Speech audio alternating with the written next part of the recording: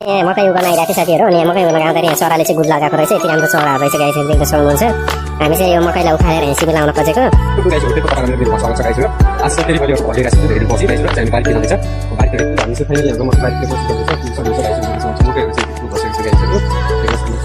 हामी चाहिँ अगाडि जग्गाहरुको चाहिँ कान्छ ल्याइदिनु भने चाहिँ हाम्रो टेम्परेचर चाहिँ गाइस मकैहरु सम्पूर्ण हो यो पुरानो लगाएको थियो हामीले चाहिँ अनि चाहिँ यता लागिरहेको चाहिँ यो पुरानो मकैलाई हेर्नु पर्दाखेरि चराको गुड लगाएको देखिन्छ चराले चाहिँ गुड लगाएको रहेछ। यति राम्रो चरा रहेछ गाइस, देख्न सक्नुहुन्छ। हामी चाहिँ यो मकैलाई उखालेर हिँसी लाउन खोजेको। तर यहाँ मकैको बोर्डमा चाहिँ चराले गुड लगाएर 3वटा चरा निकालिरहेको रहेछ, देख्न सक्नुहुन्छ गाइसहरु। यो चाहिँ आशिषले मकै उगाउँदाखेरि देखेको। अनि अब यसलाई हामी चाहिँ साथीहरु मकैहरु चाहिँ भाँचिसकेको छौँ। मकैहरु चाहिँ यतातिर बोरातिर हालिरहेको छ अनि चाहिँ बाँकी चाहिँ यता चाहिँ अब त्यो नौटा काटिरहेको आशिषले चाहिँ नौटा काटिरहेको छ देख्न सक्नुहुन्छ गाइसहरु।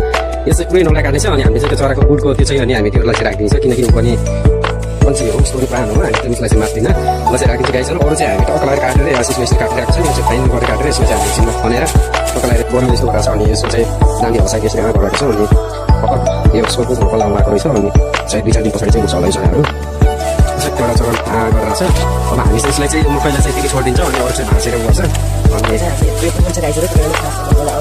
यो मकै खाली भइसक्यो। अन्त्यतिर एउटा पुरानो लगाएको चाहिँ भइसकेको छ। लगाइसक्यो हामीले चाहिँ मकैको डन्ठाहरू काटिसकेको छ, देख्न सक्नुहुन्छ सबै क्लियर बनाइसकेको छ। अनि हेर्न चाहिँ हामीले चराको गुड भएको कारण चाहिँ काटेको राखिरहेको छौँ अनि हल्का परिवर्तन बच्चा हुन्छ अनि त्यसको आमा चाहिँ साइडतिर 4 दिन गएको जस्तो छ अनि हामीले त्यसलाई बचाउनुपर्छ भनेर चाहिँ राखिरहेको छ। अनि हामीले चाहिँ यता भएको मकैको सबै डन्ठाहरू चाहिँ काटिसकेको छ। अब हामी चाहिँ यो वरिपरि खनेर पछि मिलाउँछौँ गाइसहरु। आज मात्रै अनि मकै उगाउन आइरहेको साथीहरू अनि मकै उगाउन आउँदाखेरि चराले चाहिँ गुड लगाएको रहेछ। यति राम्रो चरा रहेछ गाइस, देख्न सक्नुहुन्छ। हामी चाहिँ यो मकैलाई उखालेर हिँसी लाउन खोजेको।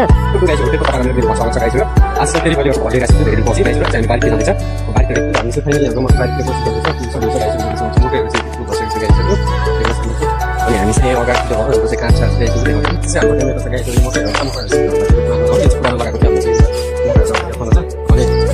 अनि चाहिँ यतातिर लागिरहेको चाहिँ यो पुरानो मकैलाई हेर्नु पर्दाखेरि चराको गुड लगाएको देखिन्छ चराले चाहिँ गुड लगाएको रहेछ। यति राम्रो चरा रहेछ गाइस, देख्न सक्नुहुन्छ। हामी चाहिँ यो मकैलाई उखालेर हिँसी लाउन खोजेको। तर यहाँ मकैको बोर्डमा चाहिँ चराले गुड लगाएर 3वटा चरा निकालिरहेको रहेछ, देख्न सक्नुहुन्छ गाइसहरु। यो चाहिँ आशिषले मकै उगाउँदाखेरि देखेको। अनि अब यसलाई हामी चाहिँ साथीहरु मकैहरु चाहिँ भाँचिसकेको छौँ। मकैहरु चाहिँ यतातिर बोरातिर हालिरहेको छ अनि चाहिँ बाँकी चाहिँ यता चाहिँ अब त्यो नौटा काटिरहेको आशिषले चाहिँ नौटा काटिरहेको छ देख्न सक्नुहुन्छ गाइसहरु।